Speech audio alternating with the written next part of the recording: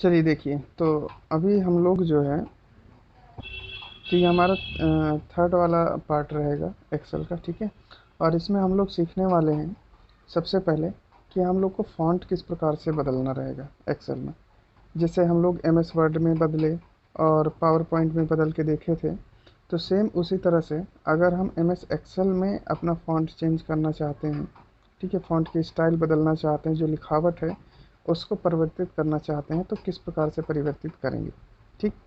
तो जैसे शुरुआत में मैंने बताया था आपको एम एस वर्ड में जब पढ़े थे, तो उसमें भी मैंने बताया था कि जो आपका फ़ॉन्ट से रिलेटेड जितने भी ऑप्शन होते हैं, लगभग लगभग वो सारे आपके होम टैब के अंदर मिलते हैं, ठीक है। वो सारे के सारे कहाँ मिल जाएंगे? होम टैब के अंदर मिल जाते हैं। तो उसी तरह से अगर हम एक्सेल की बात करें तो एक्सेल में भी सेम होता है, ठीक है। मतलब जितने भी फ़ॉन्ट से रिलेटेड ऑप्शन होंगे लगभग लगभग वो सारे आपके होम में मिलेंगे। और अगर कोई फ़ोटो आप इंसर्ट करते हैं या कोई शेप बनाते हैं, ठीक है, या फिर कोई टेक्स्ट बॉक्स लिखते हैं, तो उससे संबंधित जितने भी ऑप्शन दिखेंगे लगभग लगभग वो सारे आपके फॉर्मेट टैब में मिलेंगे, ठीक है। फॉर्मेट में भी मिल सकते हैं और होम में भी मिल सकते हैं, तो दो जगह पे आपके ऑप्शंस मिलेंगे। क्लियर है? चलिए अब देखिएगा, ज़रा स्टेप देखते हैं कि क्या करना होगा। तो सबसे पहले क्या करना, उन सेल को सेलेक्ट करना। अब यहाँ पर मैंने आपको एक चीज़ समझाई थी कि जब हम एक्सेल में बात करते हैं काम करने की, तो यहाँ पर रो और कॉलम होते हैं, ठीक है। और रो और कॉलम को मिलाकर क्या बनती है? सेल्स बनती हैं, ठीक है। तो ये जो सेल बनी हुई हैं, तो हम जो भी डेटा स्टोर करते हैं, टाइप करते हैं, वो सारा का सारा काम होता है वो सेल में होता है, ठीक है। तो अब हमको यहाँ पर क्या करना पड़ेगा? सेल को सेलेक्ट करना पड़ेगा। अच्छा, सेल को कैसे सेलेक्ट करेंगे? तो बिल्कुल इजी सा तरीका है, ठीक है। ये जैसे मान लीजिए कॉलम और रो हो गया, और ये यहाँ पर हमारी सेल बन गई है, ठीक है। तो आपको क्या करना है, इसके ऊपर जा करके एक बार माउस की लेफ्ट बटन को क्लिक करना है। कौन सी बटन को क्लिक करना है? माउस की लेफ्ट बटन को क्लिक करना है। कितनी बार? एक बार क्लिक करना है, ठीक है। तो जैसे ही एक बार आप माउस की लेफ्ट बटन को क्लिक करते हो, तो आपका जो है वो सेल, उसके चारों तरफ एक डार्क बॉर्डर ऐसे बन जाएगा, ठीक है। डार्क बॉर्डर बन जाएगा ब्लैक कलर का इस तरह से। तो जिस भी सेल के ऊपर इस तरह से डार्क ब्लैक बॉर्डर बना रहता है, वो सेल क्या हो जाती है? सेलेक्ट हो जाती है, ठीक है। वो सेल क्या हो जाएगी? सेलेक्ट हो जाएगी। तो ये था सेल को सेलेक्ट करना। अब देखते हैं कि आगे क्या करना है। तो अगला है आपका होम टैब पर फॉन्ट कमांड पर जाना है। मैंने कहा था कि आपको फॉन्ट से रिलेटेड मैक्सिमम ऑप्शन कहाँ मिलेंगे? वो होम टैब पर मिलेंगे। तो आपको कहाँ पर जाना है? होम टैब पर जाना। होम टैब पर जाने के बाद आपको मैंने क्या बताया था कि वहाँ पर जो है कई सारे ग्रुप मिलेंगे। क्या मिलेंगे? कई सारे ग्रुप देखने को मिलेंगे। तो यहाँ पर एक ग्रुप मिलेगा आपका फॉन्ट का, ठीक है। तो आपको कहाँ जाना है? फॉन्ट वाले ग्रुप में जाना है। जब आप फ़ॉन्ट वाले ग्रुप में जाओगे, तो वहाँ पर उस ग्रुप की कई सारी कमांड आपको देखने को मिलेंगी, कई सारे ऑप्शंस देखने को मिलेंगे। उसमें से जो ये पहला वाला ऑप्शन यहाँ पे दिख रहा है, ठीक है, फ़ॉन्ट वाला ऑप्शन, ठीक है। फ़ॉन्ट का नेम क्या होगा, फ़ॉन्ट की फैमिली क्या होगी, उसका फेस कैसा होगा, तो आपको यहाँ पर जाना है। और यहाँ पर जैसे ही जाएंगे तो यहाँ पर ध्यान से देखें तो एक ड्रॉप डाउन एरो दिखेगा आपको।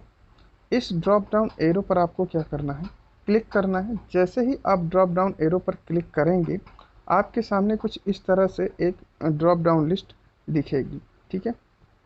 इस तरह से जैसे यहाँ पर आप देख पा रहे हैं, ये एक ड्रॉप डाउन लिस्ट दिख रही है जिसमें अलग अलग तरीके के फॉन्ट के नाम है, और उनका प्रीव्यू भी यहाँ पर दिया हुआ है कि कौन सा फॉन्ट किस तरह का दिखेगा, ठीक है। तो उदाहरण के लिए मुझको ये वाला फॉन्ट चाहिए, ठीक है। तो मैंने क्या किया, इस वाले फॉन्ट पर क्लिक कर दीजिए, ठीक है। और जैसे ही इस वाले फॉन्ट पर मैंने क्लिक किया, तो जो सेल मैंने सेलेक्ट करी थी, उस सेल का जो टेक्स्ट था वो बिल्कुल इसी तरह का हो गया। तो इस तरह से आप किसी भी सेल का फॉन्ट आसानी से बदल सकते हैं। मीटिंग का टाइम ख़त्म हो रहा है। ओके, तो हम लोगों ने फ़ॉन्ट बदलना देख लिया है। अभी हम लोग को जो आगे देखना है वो है फ़ॉन्ट का आकार किस तरह से बदलना है। अब आकार का मतलब तो जानते ही हो कि फ़ॉन्ट का साइज कैसे बदलना है, ठीक है। तो मैंने आपको बताया था एम एस वर्ड में भी और अभी एक्सेल में भी हम लोगों ने देखा कि फ़ॉन्ट से रिलेटेड जितने भी ऑप्शन होते हैं लगभग लगभग वो सारे आपके होम टैब में मिल जाते हैं, ठीक है। तो आपको होम टैब में जाना है। होम टैब में जाने के बाद आपको कई सारे ग्रुप मिलेंगे, वहाँ पर आपको फ़ॉन्ट वाले ग्रुप में जाना है। और फ़ॉन्ट वाले ग्रुप में जाने के बाद वहाँ पर फ़ॉन्ट साइज़ का एक ऑप्शन दिखेगा, ठीक है। और उस फ़ॉन्ट साइज़ वाले ऑप्शन पर जा कर के आप अपने फ़ॉन्ट की साइज़ को चेंज कर सकते हैं। लेकिन जिस सेल की फ़ॉन्ट का साइज़ चेंज करना है, सबसे पहले उस सेल को क्या करना पड़ेगा, सेल को सेलेक्ट करना पड़ेगा। सेलेक्ट कैसे करेंगे, उस सेल के ऊपर जाना है, एक बार माउस के लेफ्ट बटन क्लिक करना है और उस सेल के चारों तरफ एक डार्क बॉर्डर दिख जाएगा इस तरह से, तो उसका मतलब वो सेल आपकी क्या हो गई, सेलेक्ट हो गई, ठीक है। तो बिल्कुल इजी सा तरीका इसका भी है, ठीक है, मैंने बता दिया है। फिलहाल आप चित्र में देखना चाहें तो चित्र में देख सकते हैं, ठीक है, देखिए।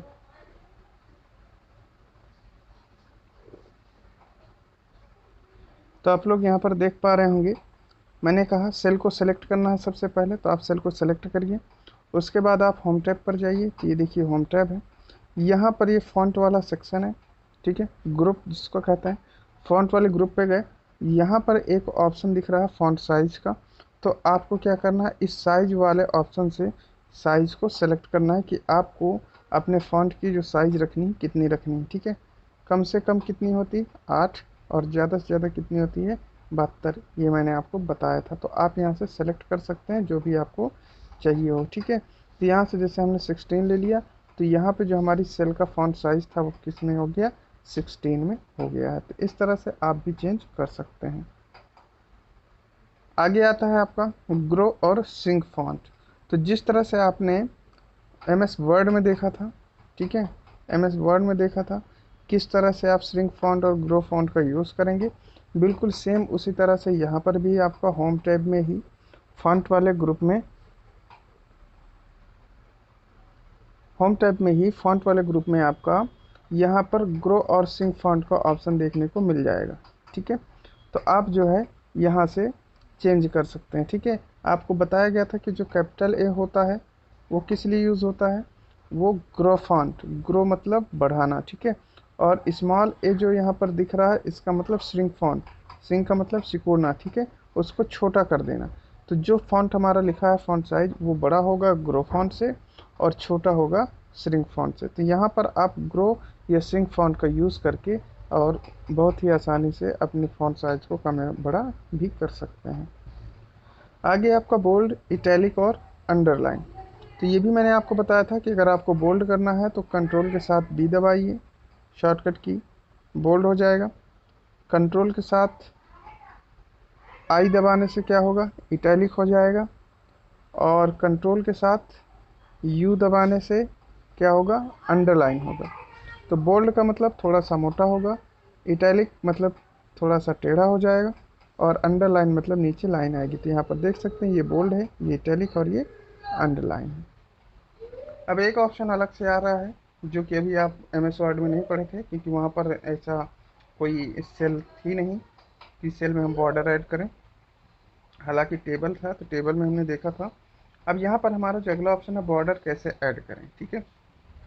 देखिए, अब आप कहोगे सर बॉर्डर तो उसमें पहले से दिखता है तो बॉर्डर की क्या ज़रूरत है, पहले समझ लीजिए। ये जो आपको इस तरह से कॉलम दिखते हैं, इस तरह से रो दिखती हैं, ठीक है, इनमें आप अपना डेटा रखते हो।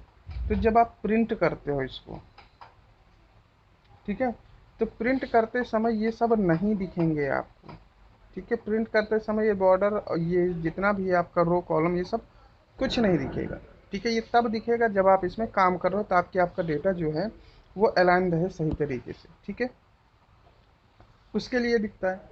तो फिर जब आपको प्रिंट करना है और उस समय आपको ये बॉर्डर चाहिए कि जो बॉर्डर जहाँ पर आपने लगाया है वो बॉर्डर होना चाहिए, तो उसके लिए फिर आपको बॉर्डर पहले लगाना पड़ेगा, ठीक है। बाय डिफ़ॉल्ट जो आपको एक्सेल में शीट दिखेगी तो उसका जो बॉर्डर दिखा करता है एक्चुअली में वो बॉर्डर प्रिंट नहीं होता है, ठीक है, ध्यान रखिएगा। ये जो इस तरह से बॉर्डर सब आपको सेल वोल दिखते हैं ना, रो कॉलम, इनमें आप लिखते ज़रूर हैं लेकिन जब आप प्रिंट करेंगे तो बिल्कुल ब्लैंक पेज दिखेगा। जहाँ जहाँ आपने जो कुछ लिखा होगा वैसा का वैसा वो लिखा रहेगा, बस उसमें ऐसे से लाइन वाइन ये कुछ नहीं रहेंगे, ठीक, ये समझ लीजिए।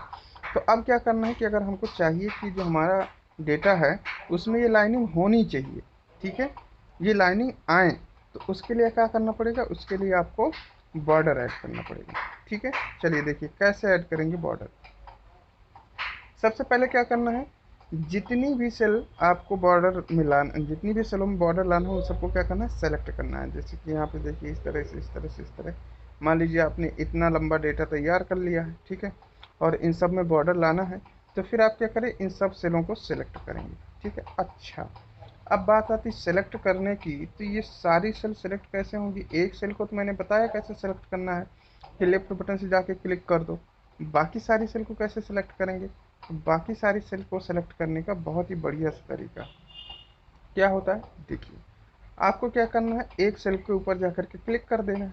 ठीक है, एक सेल के ऊपर क्लिक कर दिए तो एक सेल सेलेक्ट हो गई कि नहीं हो गई। अब एक चीज़ ध्यान दीजिएगा, जब आपकी सेल सेलेक्ट होगी, मान लीजिए सेल सेलेक्ट है, तो इसके यहाँ पर कोने में इस तरह से एक प्लस दिखेगा आपको। ठीक है, इसको मैं थोड़ा सा दूसरे कलर से दिखाता हूँ आपको, इस तरह से। ठीक, ये आपको एक मोटा सा प्लस इस तरह से यहाँ पर देखने को मिलेगा। ठीक, ये तो आपको क्या करना है, इस प्लस को पकड़ना है। ठीक है, अच्छा प्लस को नहीं, सॉरी, इस प्लस को नहीं पकड़ना है, जब ये मोटा वाला प्लस दिखे तब ध्यान दीजिएगा कि अगर ये आपकी सेल है और इसमें आपका कर्सर जो इंसर्शन पॉइंट ब्लिंक कर रहा है तो सेलेक्ट नहीं है वो सेल एक्टिव है। दो चीज़ें होती हैं, एक तो होती है एक्टिव सेल और दूसरी होती है सिलेक्टेड सेल। तो जब एक्टिव होगी तो उसमें इस तरह से इंसर्शन पॉइंट ब्लिंक करेगा। ठीक है, और जब हमारी सिलेक्टेड होगी तो वहाँ पर चारों तरफ डार्क बॉर्डर रहेगा इस तरह से गहरा, और जब सेलेक्टेड होगी उसमें हल्का बॉर्डर दिखेगा। ठीक है, चलिए, और जब डार्क बॉर्डर दिखेगा तो यहाँ पर प्लस दिखेगा। तो अब आपको क्या करना है कि एक को सिलेक्ट किया, अपना कर्सर लाइए यहाँ पर। ठीक है, बीच में यहाँ पर कर्सर लाए, अब यहाँ की बात कर रहा हूँ यहाँ पर। ठीक, ये यहाँ पर कर्सर लाए और इस कर्सर को लेफ्ट बटन से पकड़ लेना है, लेफ्ट बटन माउस की दबाए रखिए। ठीक है, जैसे ही लेफ्ट बटन दबाए रखिए, पहले एक बार यहाँ से यहाँ तक चलाइए, घसीट लाए। ठीक है, इतनी सेल सेलेक्ट हो गई। उसके बाद से क्या करना है, नीचे की तरफ चला देना है। ठीक है, तो ये क्या करेगा, यहाँ से यहाँ तक सेलेक्ट करेगा और यहाँ से पूरी ये पूरी की पूरी इतनी सेल आपकी सेलेक्ट हो जाएंगी। ठीक है, तो ये क्या हो गया, सेल को सेलेक्ट कर लिया। अच्छा, जब सेल को सेलेक्ट कर लेना है तो उसके बाद क्या करना है, उसके बाद फिर जाना है आपको होम टैब पर। कहाँ पर जाएंगे, होम टैब पर, और यहाँ पर आपको ऑप्शन मिलेगा बॉर्डर करके, यहाँ पर आप देख सकते हैं ये। ठीक है, तो यहाँ पर देखिए बॉर्डर कमांड दिख रही है। ठीक है, और इसके आगे जो छोटा सा तीर है, इस छोटे से तीर में आपको क्लिक करना है। जैसे ही क्लिक करेंगे तो वहाँ पर आपको कई सारे ऑप्शंस देखने को मिलेंगे, जैसे कि आपको कहाँ बॉर्डर चाहिए, टॉप वाला चाहिए, बॉटम वाला चाहिए, मिडिल वाला चाहिए, या चारों तरफ का चाहिए, लेफ्ट का चाहिए या राइट का चाहिए। तो आप क्या करो, वहाँ से सेलेक्ट कर लो कि आपको कौन सा बॉर्डर चाहिए, और जो बॉर्डर आपको चाहिए आप उसमें क्लिक कर दीजिए, आपका बॉर्डर अप्लाई हो जाएगा। जैसे आप लोग यहाँ पर देख सकते हैं कि ये जैसे ही हमने बॉर्डर वाले ऑप्शन पर क्लिक किया है तो इस तरह से ड्रॉप डाउन लिस्ट दिख रही है यहाँ पर, और कई सारे ऑप्शन यहाँ को देखने को मिलेंगे। ठीक है, तो यहाँ से हमने क्या सेलेक्ट किया, बॉटम वाला, मतलब ये जो हमारी सेल है। ठीक है, तो इस सेल में नीचे वाला जो बॉर्डर है ये वाला, ये बस प्रिंट होना चाहिए और बाकी नहीं होना चाहिए। तो अगर हम इसका प्रिंट निकालेंगे, तो जब हम प्रिंट निकालेंगे तो इसमें मान लीजिए हमने लिखा था 10। ठीक है, तो पता कैसे आएगा, यहाँ पे नीचे लाइन रहेगी और यहाँ पे लिखा रहेगा 10, ये इस तरह से प्रिंट हो करके आएगा। ठीक है, तो इस तरह से हम यहाँ पर बॉर्डर सेट कर सकते हैं और चेंज भी कर सकते हैं। आगे देखेंगे तो आगे हमारा फॉन्ट कलर बदलना, कि अगर हमको फॉन्ट का कलर बदलना है, जो भी हमने यहाँ पर लिखा है अपनी सेल में उसका कलर हमको बदलना है, तो कलर किस तरह से बदलेंगे ये भी आप देख लीजिए। ठीक है, तो उसके लिए क्या करना है, मैंने आपको पहले ही बताया है कि जो टेक्स्ट होता है हमें उसको क्या करना पड़ता है, सेलेक्ट करना पड़ता है। लेकिन यहाँ पर टेक्स्ट जो पेज में नहीं लिखा हुआ है, हमारा टेक्स्ट किस में लिखा हुआ है, तो हमारा जो टेक्स्ट है वो सेल में लिखा हुआ है। ठीक है, तो हमको क्या करना पड़ेगा, सेल को सेलेक्ट करना पड़ेगा। तो हम यहाँ पर क्या करेंगे, सेल को सेलेक्ट करेंगे। तो हमने यहाँ से इस सेल को सेलेक्ट कर लिया। ठीक है, सेल को सेलेक्ट करने के बाद होम टैब पर जाना है। ठीक है, और होम टैब पर फॉन्ट वाले ग्रुप में अगर हम ध्यान से देखें तो यहाँ पर जो आपका फॉन्ट कलर था MS वर्ड में भी था, ए था, इसके नीचे कलर था, मैंने बताया था कि जो ए है ए हमारा क्या है, फॉन्ट होता है, और ये नीचे कलर है, इसका मतलब इस फॉन्ट को कलर करो, मतलब फॉन्ट का कलर ये डिनोट करता है। ए मतलब फॉन्ट और उसके नीचे कलर, मतलब कि इस फॉन्ट का कलर बदलो। ये मैंने बताया था आपको शॉर्टकट करके ऐसे समझने के लिए। तो आप यहाँ समझ सकते हैं, ये ए है और इसके नीचे जो है कलर है, इसका मतलब यहाँ से जो फॉन्ट है, ये टेक्स्ट है, उसका कलर बदल जाएगा। तो हमने क्या किया, इसके जो ड्रॉप डाउन है यहाँ पर छोटा सा तीर, इसमें क्लिक किया, ये कलर की पैलेट खुली, और इस कलर पैलेट से हम लोग यहाँ पर जा कर के अपना कोई कलर सेलेक्ट कर लेते हैं। जैसे ही कलर सेलेक्ट किया तो देखिए हमारा जो सेल का जो टेक्स्ट था वो उसी कलर में कन्वर्ट हो गया। ठीक है, तो इस तरह से आप कलर भी बहुत आसानी से अपने सेल का चेंज कर सकते हैं। अब बात आती है फिल कलर की। तो फिल का मतलब क्या होता है, भरना। मैंने आपको पहले भी बताया है कि फिल कलर का मतलब होता है भरना। अब देखिए भरना कैसे हो गया, जैसे कि ये हमारा सेल है, ठीक है, ये हमारी सेल है, यहाँ पे हमने लिखा XYZ। तो ये सेल में जो कलर होगा, इस सेल का बैकग्राउंड का जो कलर होगा, यहाँ पर जो फिल कलर होगा, वही कलर किस प्रकार से ऐड करना है तो वो भी मैं आपको बता देता हूँ बिल्कुल इजी तरीके से। देखिए सबसे पहले सेल को सिलेक्ट करना है, ठीक है। जैसे मान लीजिए आपने यहाँ पर टेबल बनाई इस तरह से, ये आपने यहाँ पर टेबल बना दी, ये अब यहाँ पर आपका नेम है, क्लास है, फादर नेम है, इस तरह करके लिखा है। तो ये जो पहला वाला आपका जो होता है, इसको आप शेडिंग टाइप नहीं दे देते हैं, हल्का सा कोई कलर भर देते हैं। तो मान लीजिए इसमें मुझे कोई कलर भरना है यहाँ से यहाँ तक इस तरह से, ठीक है। तो इसका कलर हम किस प्रकार से देंगे वो देखिए, ठीक है। तो हमको क्या करना है, सेल को सेलेक्ट करना है। सेलेक्ट करने के लिए मैंने बता दिया कैसे सेलेक्ट करना है, उस तरह से आप अपनी सेल को सेलेक्ट कर सकते हैं आसानी से। अब देखिए क्या करना है, होम टैब पर जाना है और वहाँ पर एक ऑप्शन मिलेगा फिल कलर का, उसके आगे एक ड्रॉप डाउन लिस्ट है, उसमें क्लिक करेंगे, कलर प्लेट दिखेगी, उस कलर प्लेट से कोई भी कलर सेलेक्ट करिए और वही कलर आपका उसमें फिल हो जाएगा, ठीक है। चलिए देखते हैं चित्र के माध्यम से। तो देखिए यहाँ पर ग्राफिक्स के माध्यम से आप देख सकते हैं, यहाँ पर जो है होम टैब है, ठीक है। पहले हमने क्या किया, सेल को सेलेक्ट कर लिया जितनी सेल में हमको फिल कलर ऐड करना था। उसके बाद फिल कलर ऑप्शन पर गए, यहाँ से हमने ड्रॉप डाउन में क्लिक किया। ड्रॉप डाउन इस तरह से जो एरो होता है, ठीक है, ये जो एरो होता है ये ड्रॉप डाउन एरो होता है, मैंने आपको बताया था इस तरह से। इस पर हमने क्लिक किया। इस पर क्लिक करने के बाद हमको कलर की एक प्लेट दिखी और इस कलर में देखिए काफ़ी सारे कलर्स यहाँ पर दिख रहे हैं। हमको यहाँ से कोई भी कलर सेलेक्ट करना है। जैसे हमने ये कलर को यहाँ से सेलेक्ट किया और जैसे ही सेलेक्ट किया, अगर ध्यान से देखें तो यहाँ पर ये वाला कलर फिल हो गया, देख सकते हैं यहाँ पर। तो इस तरह से जो है हम कलर यहाँ पर फिल कर सकते हैं आराम से। देखिए तो हमने कलर फिल किया ना, जो कलर सेलेक्ट किया है वही कलर यहाँ पर आपको देखने को मिल रहा है, देखिए दिख रहा है। तो इस तरह से हम कोई भी कलर यहाँ पर फिल कर सकते हैं। तो बात करते हैं हम अलाइनमेंट। तो हमने देखा था MS वर्ड में हमें कितने तरह के अलाइनमेंट मिले थे, 4 तरह के।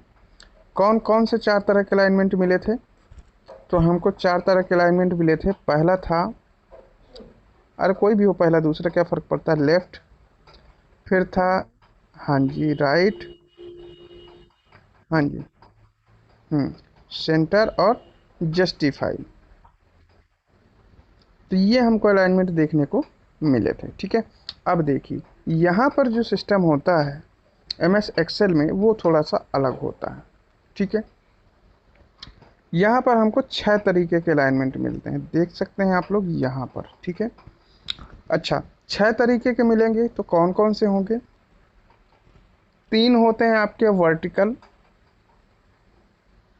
और 3 होते हैं हॉरिजॉन्टल, ठीक है, हॉरिजॉन्टल। अब कहो सर वर्टिकल क्या है, हॉरिजॉन्टल क्या है, तो मैंने आपको अच्छे से समझा रखा है और बता रखा था। मैंने क्या कहा था, जो घास होती है वो कैसी होती है, हरी भरी होती है, कहा था कि नहीं कहा था, ये याद करने के तरीके हैं। घास हमारी हरी भरी होती है और जो घास होती है हरी भरी वो किस तरह से होती है, इस तरह से ज़मीन में होती है, इस तरह से। तो हरी से क्या हो गया, हौरी, यानी कि हॉरिजॉन्टल जो होगा वो कैसे कैसे होंगे, जो इस लाइन में, ठीक है, एक क्षैतिज रेखा, इसको क्षैतिज रेखा बोलते हैं इस तरह से। तो ये जो क्षैतिज रेखा होती है इसमें जो अलाइनमेंट सेट करेंगे ये हमारा हॉरिजेंटल होगा। इसमें कैसे होगा, या तो हम यहाँ पर अलाइनमेंट सेट करें यहाँ पर, या फिर यहाँ पर करें, या फिर यहाँ पर करें। ये हो गए। और दूसरा क्या होता है, वर्टिकल। ठीक है, तो वहाँ से ऊपर कर लो, कोई दिक्कत नहीं है, वहाँ से ऊपर। ठीक, तो वर्टिकल में कैसे होगा, इस तरह से। ठीक है, इसको जो है हम लोग लंबवत रेखा बोलते हैं। ठीक है, लंबवत। तो देखिए अब इसमें किस तरह से हम लोग सेट कर सकते हैं। तो इसमें एक तो हमारा यहाँ पर हो सकता है बिल्कुल सबसे ऊपर, दूसरा कहाँ हो सकता है, सबसे नीचे हो सकता है, तीसरा कहाँ हो सकता है, बीच में हो सकता है, मिडिल में हो सकता है।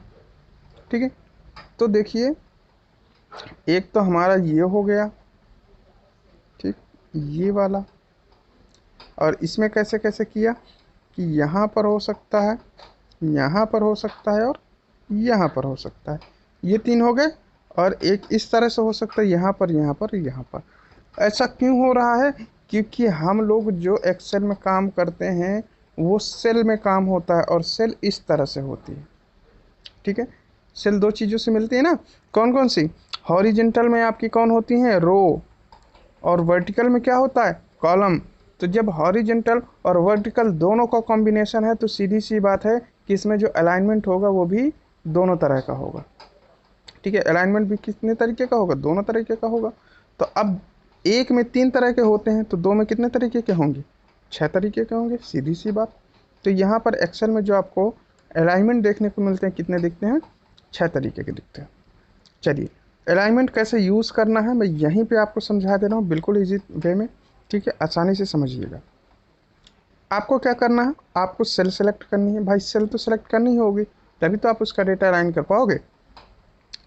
उसके बाद क्या करना है, घर पे जाना है। ठीक है, अब अलाइनमेंट का मतलब एक चीज़ समझ लीजिए, सीधा करना, ये भी कह सकते हैं। ठीक है, अलाइनमेंट का मतलब क्या हो गया, सीधा। कोई फालतू अपने मन से इधर उधर जा रहा है तो उसको फालतू ना जाने दो, उसको सीधा कर दो कि भाई साहब तुम्हारा ये तरीका है, इस तरीके से रहो। ठीक है, तो मार मार के फोड़ फाड़ देते हैं सर्वर, कभी हाथ पैर भी तोड़ दिए मार मार के, गुस्से में ज़्यादा पड़ जाते हैं। ठीक है, तो ये कब होता है, घर में होता है। किसके घर में होता है, आप लोग के घर में होता है, हमारे घर में होता है, सबके घर में होता है। कब होता है, जब बच्चे जो है जितनी जगह दी जाती है उसके अलावा कुछ ज़्यादा ही फैलने लगते हैं इधर उधर। ठीक है, कह दिया गया कि भाई साहब ये हमारा घर है, हमारे घर में रहना, पड़ोसियों के घर में नहीं जाना है। तो कुछ बच्चे ऐसे होते हैं ना, पड़ोसी के घर में पनीर बना, जाओ बाहर बैठ जाओ आराम से ताक के, गिद्ध जैसे, है ना, ऐसे भी होते हैं। तो हमने कहा कि भाई साहब नहीं जाना, और नहीं मान रहे हैं, इधर उधर भाग रहे हैं। तो फिर हम क्या करते हैं, घर में पकड़ के लाते हैं। ठीक है, और छः छः लोग मिल के मारते हैं उनको। ठीक है, छः छः लोग मिल के मारते हैं। अब छः लोग होंगे तो छः लोग एक ही बात नहीं कहेंगे, ये भी जान लीजिए। छः लोग होंगे तो सारे लोग अलग बातें करेंगे। एक कहेगा तुम ऊपर वाले कमरे में जाओ, सबसे ऊपर वाले कमरे में, और वहीं रहना, वहीं से आज से तुम नीचे नहीं उतरोगे। ठीक है, दूसरा क्या कहेगा, दूसरा कहेगा तुम बीच वाले में जाओ, ऊपर वाला भी नज़र रखे और नीचे वाला भी नज़र रखे। तीसरा वाला कहेगा तुम ऐसा करो, सबसे नीचे जाओ, हम दोनों ऊपर से नज़र रखेंगे तुम्हारे ऊपर। ठीक है, चौथा कहेगा भाई साहब तुम ऐसा करो, हमारे बगल वाले कमरे में जाओ। ठीक है, और पांचवा कहेगा नहीं नहीं, तुम बगल वाले में नहीं, तुम बीच वाले में रहो। ये भी देखेगा तुमको और ये भी देखेगा कि तुम जा तो नहीं रहे हो वहाँ पे। ठीक है, और छठवां कहेगा नहीं तुम मेरे बगल वाले कमरे में चले जाओ। ठीक है, तो इस तरह से जो है ये छह लोग अलग अलग तरीके से आपको समझाने की कोशिश करते हैं। कहाँ पे करते हैं कोशिश समझाने की, घर में समझाने की कोशिश करते हैं भाई, बाहर थोड़ा समझाएंगे। बाहर समझाएंगे तो फिर उनकी भी बेइज्जती ना हो जाएगी क्या, घर में मारेंगे कूटेंगे समझाएंगे। ठीक है, किसके लिए समझाएंगे, ताकि आप सीधे हो जाओ। ठीक है, और सीधे होके चलना मतलब अलाइनमेंट आपका कर देना, अलाइन कर देना। ठीक है, सीधे होके चलाना मतलब अलाइन कर देना। अब यहाँ से समझिए, तो हमने क्या कहा, एक कहेगा ऊपर जाओ, सबसे ऊपर। तो सबसे ऊपर एक हो गया हमारा टॉप वाला। ठीक है, दूसरे ने कहा बीच वाले में रहो, सबसे ऊपर नहीं जाना। ठीक है, तो बीच वाले में मतलब मिडल वाले में रहो, मिडल में। ठीक है, अब ये कैसे बता रहे हैं, ये वर्टिकल वाले बता रहे हैं, ऊपर जाओ, बीच में आओ, सबसे नीचे आओ। तीन लोग इस हिसाब के हैं, तीन लोग इस हिसाब के हैं। ठीक है, और तीसरा क्या हो जाएगा, सबसे नीचे, यानी कि बॉटम। ठीक है, तो ये तीन तो हो गए आपके। टॉप वाला हो गया, टॉप करोगे तो सेल में जो डेटा होगा वो कहाँ रहेगा, सबसे ऊपर। अगर पहले वाली की बात मानोगे तो कहाँ जाना पड़ेगा, सबसे ऊपर जाना पड़ेगा। दूसरे वाले की मानोगे तो कहाँ रहना पड़ेगा, मिडिल में रहना पड़ेगा। और तीसरे वाले की बात मानोगे तो सबसे नीचे रहना पड़ेगा। तो ये 3 हो गए। अच्छा, अब इसके बाद से अब घर वाले भी होते हैं, तो 6 लोग हैं घर में, तो 6 के विचार एक जैसे थोड़े होंगे, कुछ ऊपर को चलते हैं तो कुछ ऐसे ऐसे चलेंगे भाई साहब, ठीक है। तो अभी तो हम लोग ऊपर वालों को देख लिए कि उनका विचार क्या था, अब जरा देखते हैं कि नीचे वाले कैसे चलेंगे। तो नीचे वाले कहेंगे भाई साहब तुम ऐसा करो कि तुम यहाँ पे रहो, या तो यहाँ पर रहो, या तो यहाँ पर रहो। तो यहाँ पर कौन कहेगा, यहाँ पर कहेगा भैया मेरे लेफ्ट में रहो, ये वाला कहेगा ना कि लेफ्ट में रहो। तो एक हो गया आपका लेफ्ट वाला। दूसरा कहेगा नहीं बीचों बीच रहो, तो इसको बोलते हैं सेंटर अलाइनमेंट, ठीक है। सेंटर और मिडिल में फ़र्क समझिएगा। ऊपर नीचे की बात हो तो बीच में आता है मिडिल बोलते हैं, और अगर हॉरिजेंटल की बात हो तो बीच में आएगा उसको क्या कहेंगे, सेंटर कहेंगे, ठीक है। और इधर एक रहेगा तो वो कहेगा राइट में। तो यहाँ से क्या हो गया, राइट अलाइनमेंट। तो कितने तरीके के अलाइनमेंट आपको देखने को मिले, 6 तरीके के अलाइनमेंट देखने को मिले, ठीक है। चलिए, यूज़ करने के लिए हमने पहले सेलेक्ट किया सेल को, ठीक है। होम में गए, यहाँ से अलाइनमेंट में गए। अब जो अलाइनमेंट हमको सेलेक्ट करना है वो हम कर सकते हैं, ठीक है। यहाँ से वर्टिकल भी कर सकते हैं और यहाँ से हॉरिजेंटल भी कर सकते हैं, आपके ऊपर डिपेंड करता है कि आपको कौन सा चाहिए। जैसे यहाँ पर हमने क्या कहा, सबसे नीचे, और यहाँ पे हमने लेफ़्ट कर दिया। तो जो हमारी सेल होगी, तो अगर इसके हिसाब से देखें तो उसका डेटा कहाँ पर आएगा वो देखिए। उदाहरण के लिए ये हमारी सेल है, ठीक है, ये हमारी क्या है, सेल है। अच्छा, अब इसमें हमने कहा कि सबसे नीचे, ठीक है, तो लिखेगा इसी कोने से, बाय डिफ़ॉल्ट तो यही रहेगा ना उसका। अभी मैं ये भी बताऊंगा कि क्यों रहता है इधर और क्या रहता है। तो यहाँ से कहाँ पे आएगा, यहाँ पर आएगा, ठीक है, यहाँ पर आएगा टेक्स्ट। अच्छा, ये तो हो गया पहले वाले के हिसाब से। दूसरा वाला क्या कह रहा है, लेफ्ट में कह रहा है, ठीक है। तो अगर पहले वाले के हिसाब से देखते तो यहाँ पर भी हो सकता था, यहाँ पर भी हो सकता था, और यहाँ पर भी हो सकता था। लेकिन दूसरे वाले ने क्या कहा कि सबसे नीचे, लेकिन किधर, लेफ्ट साइड में सबसे नीचे रहो। तो इसलिए ये वाला कहाँ पे आएगा, यहाँ पे आएगा टेक्स्ट हमारा। क्लियर हो गया हो। तो मैंने अभी आपको अलाइनमेंट के बारे में बताया कि 6 तरीके के अलाइनमेंट हमको देखने को मिलेंगे, और 6 तरीके के कौन कौन से अलाइनमेंट होंगे, जिनमें हॉरिजेंटल और वर्टिकल होंगे 3-3। उनका यूज़ किस तरह से करना वो भी बता दिया, सिंपल सा। होम टैब पे जाना है, फॉन्ट वाले ग्रुप में जाना, और वहाँ से अलाइनमेंट आपको सेलेक्ट कर लेना है जो अलाइनमेंट आपको चाहिए, ठीक है। देखिए, मैंने आपको 2 तरह के अलाइनमेंट बताए। एक तो मैंने बता दिया है वर्टिकल होता है, ठीक है, वर्टिकल जिसको ऊर्ध्व बोलते हैं, ठीक है। और एक होता है आपका हॉरिजॉन्टल, ठीक है, हॉरिजॉन्टल जिसको क्या बोलते हैं, क्षैतिज, ठीक है। तो 2 तरीके के मैंने बता दिए हैं, तो अभी इनको ज़्यादा एक्सप्लेन करने की ज़रूरत नहीं है, आई होप। अब देखिए, यहाँ पर जो है बहुत ही महत्वपूर्ण सेटिंग के बारे में बताने वाला हूँ, ठीक है। बहुत ही महत्वपूर्ण ऑप्शन होगा जो आपको बहुत अच्छे तरीके से जानना ज़रूरी है, ठीक है। एक्सेल में ये बहुत ज़्यादा प्रयुक्त होता है, और लगभग हर एक कॉलम में, जितना भी हम कॉलम में डेटा लिखेंगे, हर एक कॉलम या रो में हमको इसकी ज़रूरत पड़ती ही पड़ती है, ठीक है। क्या है वो समझिए। देखिए, यहाँ पर जो ये कॉलम होते हैं और ये जो रो होती हैं, उसके बाद ये जो सेल बनती हैं, तो इनमें हम लोग लिखते हैं अपना डेटा। तो यहाँ पर जो डेटा लिखा जाएगा वो डेटा किस प्रकार का होगा, ये भी बहुत मायने रखता है हमारे एक्सेल में। क्या, कि डेटा किस प्रकार का होगा, ठीक है। हमको डेटा जो स्टोर करना है वो किस प्रकार का होगा, ये भी हमको ध्यान देना। अच्छा, किस प्रकार से क्या मतलब है, किस प्रकार से मतलब ये है कि क्या उसमें कहीं पे परसेंटेज है। जैसे हमने कहा कि यहाँ पर इस तरह से कॉलम बना दिए, ठीक है, कॉलम बना दिए, इस तरह से कई सारे कॉलम बना दिए। हमने कहा इस वाले कॉलम में हमको क्या लिखना है, हमको लिखना है कि कितने परसेंट विद्यार्थी पास हुए, ठीक है। और परसेंट पास हुए तो उनके साथ परसेंटेज भी आना चाहिए, कि जैसे 75% पास हुए इस सब्जेक्ट में, तो 75% इस तरह से आना चाहिए, ठीक है। तो आपके पास है, या तो आप 1000 जो है लोगों का डेटा बना रहे हो तो 1000 में सब में ये परसेंटेज जोड़ो, ठीक है। और ये फिर दूसरा है आपका पास कि यहाँ पर ऐसी कोई टेक्निक लगाओ कि ऑटोमेटिक सब में परसेंटेज जुड़ता जाए। आप कोई भी नंबर लिखो वहाँ पर परसेंटेज ऑटोमेटिक जुड़ जाए।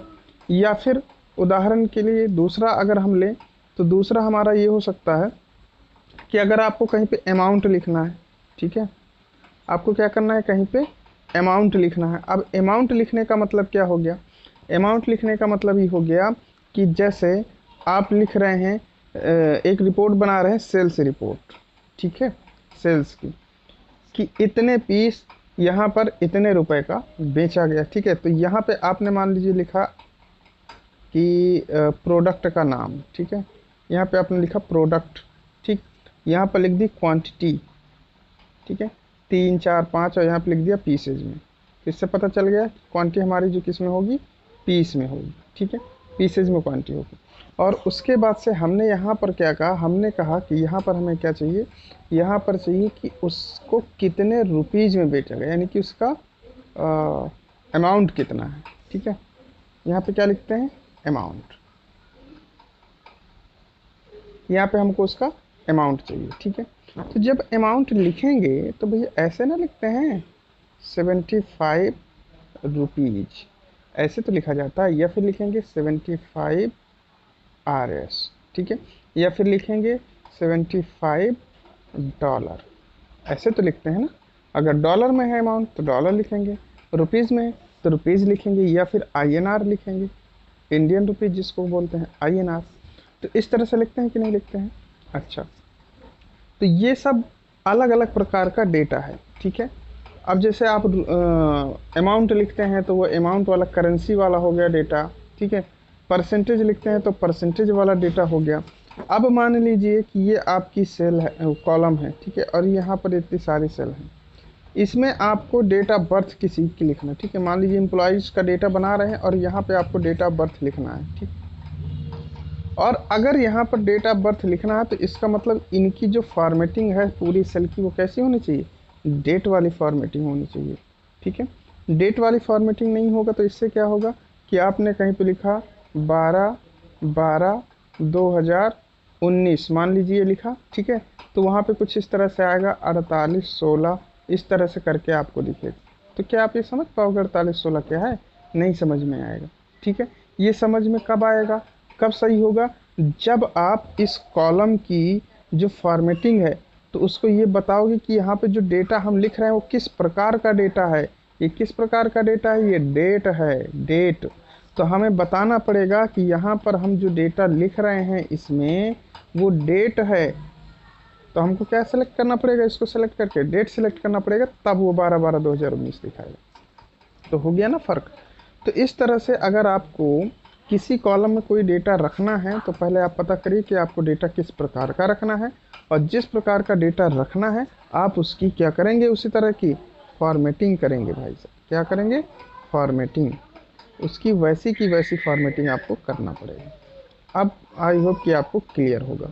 दूसरी चीज़, जैसे कि आप सिंपल से लिखते हैं 1 2 3, अब मान लीजिए होल वैल्यू है, ठीक है। अब होल वैल्यू ना हो करके डेसिमल वैल्यू होती तो क्या करते, 2.568930 इतना लंबा हो जाता। तो ऐसे भी हो सकता है कि हमको ये पूरा चाहिए, ऐसा भी हो सकता है, या फिर कहे कि अगर इतना लंबा हो रहा है तो हमको सिर्फ इतना चाहिए, 2 अंक तक चाहिए।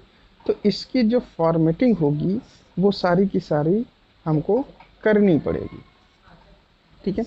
और इसकी फॉर्मेटिंग कैसे होगी वो भी मैं आपको बताऊंगा, ठीक है, पूरी बताऊंगा। अभी थोड़ा थोड़ा करके सीखते हैं, ठीक है, कुछ कुछ ऑप्शंस, ठीक है। अब देखिए सबसे पहले हम क्या इसमें देखते हैं, सबसे पहले हम इसमें देखते हैं संख्याओं व दिनांकों को फॉर्मेट करना, ठीक है।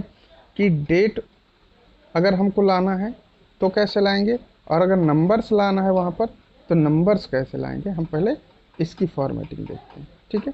चलिए, तो क्या करना है आप देखिएगा, जिन सेल को आप रूपांतरित करना चाहते हैं उन्हें सेलेक्ट करें। अब देखिए एक चीज़ और बता दूं, अगर मान लीजिए ये हमारी रो हो गई, ठीक, और ये हमारे कॉलम हो गए। अगर आपको 2-4 सेल बदलना है, ठीक है, मान लीजिए आपको क्या करना है, इतनी सेल में फॉर्मेटिंग करनी, तो आप इतनी सेल सेलेक्ट कर लो, ये लो, हो गई। और मान लीजिए कि ये पूरा आप कहते हो कि ये इस कॉलम में जितना भी डेटा लिखा जाए वो पूरा का पूरा डेटा हमारा क्या हो जाए, डेट में आना चाहिए, क्योंकि हमको इसमें डेट के अलावा कुछ नहीं लिखना, ये पूरे कॉलम में, यानी कि इसमें चाहे जितनी यहाँ पर सेल आए आगे, वो सब में डेट ही आना चाहिए। इस वाले में बस सिर्फ इस वाले की बात करते हैं। ओके, तो फिर ये कैसे होगा, उसके लिए हमको क्या करना है, बिल्कुल इजी सब है।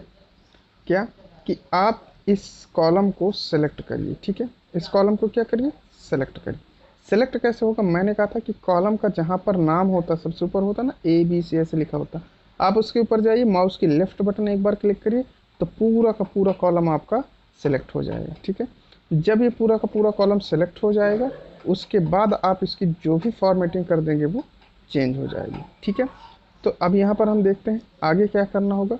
तो अगर आप कुछ सेल का बदलना चाहते हैं तो सेल सेलेक्ट करिए, और अगर पूरे कॉलम या पूरी रो को बदलना चाहते हैं तो पूरे कॉलम या पूरी रो को सेलेक्ट करिए, ठीक है।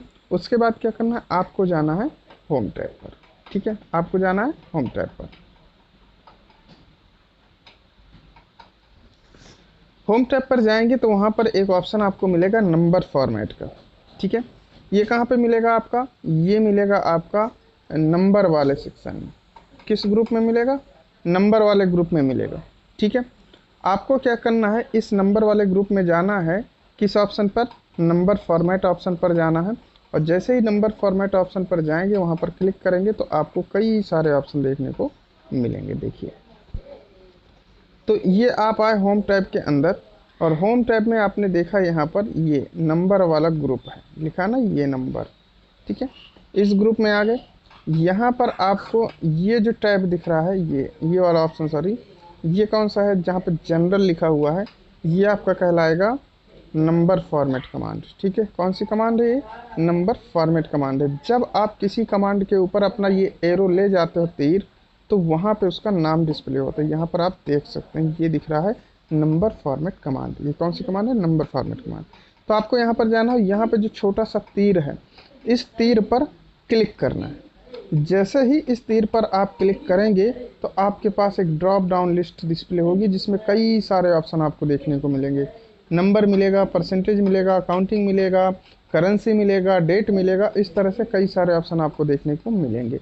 तो आपको उस सेल का या उस कॉलम का कौन सा स्टाइल चाहिए, आप उसको वहाँ से सेलेक्ट कर लीजिए। तो जैसे ही आपने ड्रॉप डाउन मेनू पर, ड्रॉप डाउन एरो पर क्लिक किया, यहाँ पर देखिए, तो इस तरह से आपके पास एक ड्रॉप डाउन लिस्ट दिखेगी, जहाँ पर जनरल लिखा है। जनरल सेलेक्ट करेंगे तो वहाँ पर आप नंबर लिखिए या टेक्स्ट लिखिए या फिर कोई डेट लिखिए, कुछ भी लिखिए, जैसा लिखेंगे वो वैसा का वैसा ही दिखेगा। अगर नंबर करेंगे तो उसकी जो फॉर्मेटिंग होगी वो नंबर की फॉर्मेटिंग होगी, उसमें जो कुछ भी लिखा जाएगा वो एज अ नंबर कंसाइडर किया जाएगा, ठीक है, कि इसमें क्या है, नंबर है। इसी तरह से अगर आप करेंसी की बात करते हैं तो कहीं पर अगर कुछ भी लिखते हैं तो जो करेंसी आपने सेलेक्ट करी है, अगर डॉलर सेलेक्ट किया है तो वहाँ पर आपने लिखा 4, तो वहाँ पर $4 लिख के आएगा ऐसे करके, ठीक है। अगर आपने लिखा 5 तो $5 लिख के आएगा ऐसे, ठीक है। अगर आपने लिखा 6 और डॉलर ऑटोमेटिकली आएगा। और अगर आपने वहाँ पर रुपीज सेलेक्ट किया है तो फिर वहाँ पर क्या आएगा, आपने लिखा 5 तो वहाँ आएगा 5 रुपीज़। इस तरह से वो ऑटोमेटिकली ऐड करके दे देगा, ठीक है। तो आप एक चीज़ समझ लीजिए कि यहाँ पर जैसे ही आप नंबर फॉर्मेट कमांड का यूज़ करते हैं और यहाँ से कोई भी एक फॉर्मेट सेलेक्ट करते हैं, तो वहाँ पर जो आपका डेटा होता है, तो जो कमांड आपने यहाँ से सेलेक्ट करी है वो उसी की तरह कंसाइडर किया जाने लगता है, ठीक है। तो आई होप कि आपको ये समझ में आया होगा।